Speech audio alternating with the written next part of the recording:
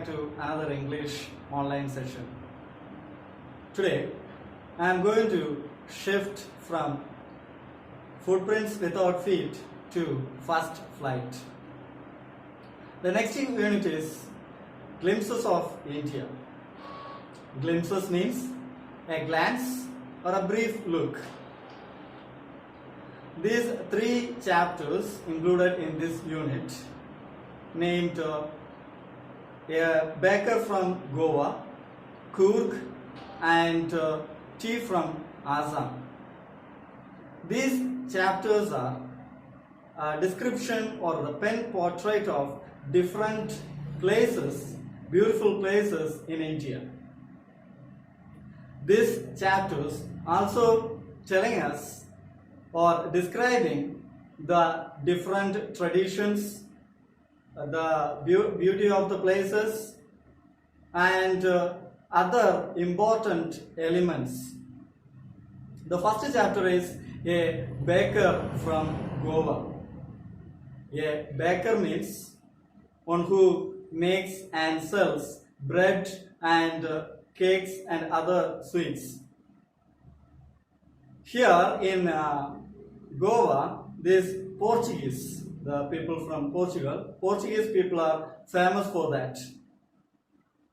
You all know, after the independence, the other European country, the people just left the country, but some of them decided to settle in some parts of India, especially in Goa. Still, you can find their presence. And here, the author, Luis Rodriguez, just recalls the traditional Goan village, and these bakers are an inevitable factor. So every family in Goan village, they knew them personally, these bakers. They just visit their houses to sell this loaf of bread. Okay, they are like part of these families. So this chapter particularly narrating the life of these bakers. This lesson was written by Lucio Rodriguez. He was a great Konkani essayist. He wrote several articles in English and Konkani to various periodicals and magazines. He served as the visiting professor of folklore at many universities and also a professor of English in Mumbai and Goa. Particularly, he is sharing his childhood experience in this lesson. Shall we start? In this extract, the author remembers his old days in Goa, when the village baker occupied an important place in life. Although with the passage of time, people do not eat so much bread, yet the village bakers are still there. The Portuguese were famous for preparing the loaves of bread. They left Goa long ago, but the traditional work of the bakers can still be seen in Goa. The furnace in which the bread was baked still exists. So these lines are telling us that these bakers played an important role in the life of Goan village people. They played a vital role in this village life. But now they just left India or Goa. Still you can see these people doing their traditional work. The people in that village or Goa, they have shifted from these loaves of bread, having loaves of bread, to some other food items. According to the time, we also change our food habits. Like we are not preferring our traditional food, but we are more interested to have the fast food noodles and such items now. The same way, these village people, they have just shifted they just changed the habits, the food habits, and but still these people, the bakers, still bake breads, and they are in very less in number. So this author is remembering good old days. He is telling that the sound of the traditional baker's bamboo can still be heard. So he is recollecting in his childhood. It's a daily event, or a daily he heard this sound of the bamboo sound of the baker. Someone in the baker's family still carries on the business and the tradition. So at least one person in the baker's family, they are continuing their tradition. These bakers are known as peder in Goa even today. So people used to call them as peder. Okay, they are called as peder. Those who make bread, still they are called as peder. The author recalls that the baker used to visit the village twice a day. So he carry these loaves of bread in a basket, and he visit 2 days, twice in a week. He used to be the author's friend and guide. So these people, I already told you, they played a vital role in every family. So like a family member, they were treated like that.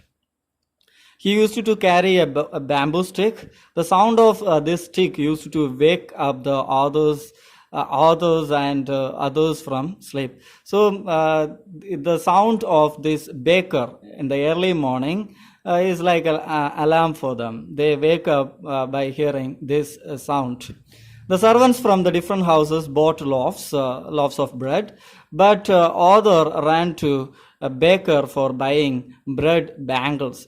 So he is very much interested to buy bread bangles, and the servants are they want to prepare food. So they buy loaves of bread, but he is very much interested to buy bread bangles. The baker's bamboo stick was a special one. He made the sound of jang jang by banging his bamboo on the ground. With one hand, the baker supported the basket of bread on his head, and with the other hand, he struck the ground with the bamboo. Whenever someone came to him to buy bread, he placed the basket on the bamboo. So he just keep the basket on the bamboo if someone approached him to buy the bread. The author and others looked into his basket. In those times, it was a fashion to eat bread with hot tea. It's a good combination by the time, hot tea and bread. The author was so fond of bread that he would not even brush his teeth before eating it.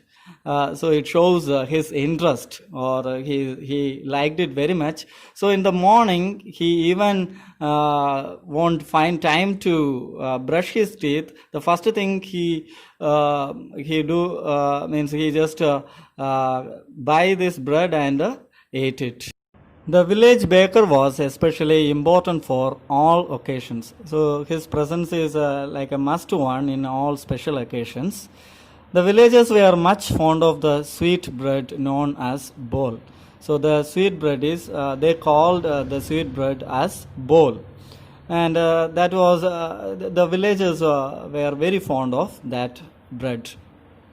Marriage gifts were meaningless without these sweet bread. So in the marriage occasions, they serve this food. It's a must one. Sandwiches, cakes, and bowling halls were a must for Christmas as well as other festivals. So these food items are very much used, or they take these food items in these special occasions. They were made with the bread. Thus, the presence of a baker's furnace was very essential in a village. I already told you many times that they played a vital role. So their furnace is very essential in each village, very important in each village. On all occasions, the villagers needed one or another type of cake which could be baked in the furnace. So, by the time and back in the days, the author's childhood, these cakes or this bread served in all occasions. So, it was baked in the furnace of these bakers. The baker or the bread seller wore a special, peculiar dress. So they used to wear for their identity, they wear a special dress. It was known as kabai. So this dress is known as kabai. It was a single piece of long frock. Okay, it looks like a long frock and it made of single piece. During the narrator's childhood, the bakers wore trousers which were shorter than full length and longer than half pants. So the traditional dress, they have changed the dress. Even today, if someone wear a half pant, he is said to be dressed like a baker. So people used to identify him. If someone wear this kind of dress, people used to call him as padder or baker. The baker usually collected his bills at the end of the month in the household. The baker's monthly accounts used to be recorded on some wall in pencil, with pencil.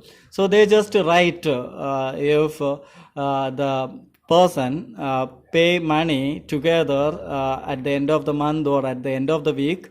So the whole amount, he just write it on the wall with a pencil. Their family never starved. So by the back in the days, in others' time, they never starved because it was a good business. They had enough money. So their plump bodies, they are stout. There is no skinny people among them. They all look very plump. They are very stout. So the author is telling this may be one of the examples, or this shows that they were rich. So this is the brief outline of this lesson. This lesson describing the life of bakers in Goa, the Portuguese community. Still they are following, at least one of the members following the traditional baking of bread. I hope you understood the brief outline of this lesson. Now you should read the text from the beginning to the end. Don't forget to have a dictionary while reading. While reading, if you face a new word, an unfamiliar word, just mark it and try to find the meaning in the dictionary. See you in the next class. Bye.